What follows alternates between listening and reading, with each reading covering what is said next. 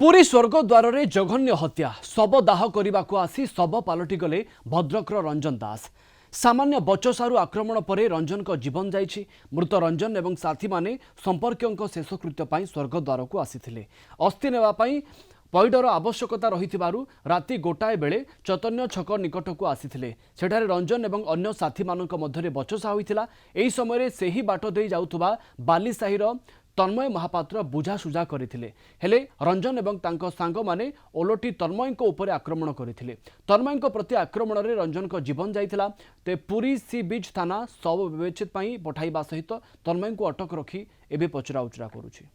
जहाँ इंक्वायरी कला पर जाना पड़ता कि भद्रकरू किसी लोक आसते जो मैंने कि सब दाह करने स्वर्गद्वार को जाते राति आउ किसी माने जन व्यक्ति संगे कथा कटाकटी झगड़ा झगड़ा पर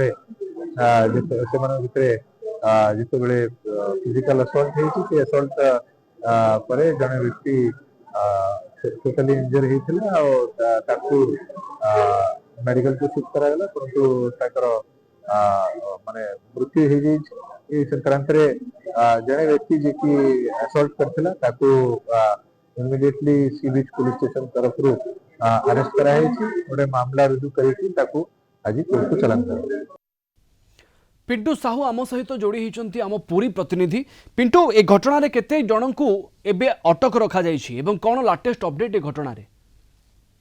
देखो प्रवीण ए घटना को नहीं समुद्रकूल थाना एक मामला रुजु हो मामला आधार रे तदंत आरंभ होइछि। जदि आमे देखिबा जो रहिचंती मृतक हेले भद्रकर रंजन दास एवं से माने तांको संपर्क को नहीं पूरी स्वर्गद्वार आसीथिले एवं शव सत्कार पई पैड़ आनिबा पई जाइतवा समय रे आपस मध्यरे तांकर बचसा होइतला एवं तांकर बचसा तथा कली को समाधान करिया पई सेही पटे देई जाउथले तन्मय महापात्र एवं तांको समाधान करिया पई से चेष्टा करथवा बेले से तीन जण अतर्कित भावे तन्मय को आक्रमण करथिले एवं तन्मय को प्रति आक्रमण रे जहाँकि सेठी भद्रकर रंजन दास कर मृत्यु होइछि एवं ए घटना को नहीं समुद्रकूल थाना पुलिस प्राथमिक तदंत करी तन्मय को जहाँकि अटक रखी पचरा उचरा करुछि।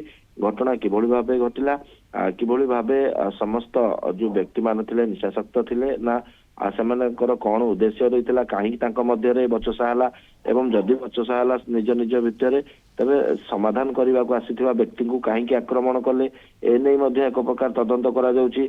विशेषकर जो व्यक्ति तांकर समाधान करने पई तन्मय महापात्र जाउथिले बालीसाही अंचलर तांकू आक्रमण करथिले तीन जण व्यक्ति एवं कहीं आक्रमण कले ताहा बड़ प्रश्न।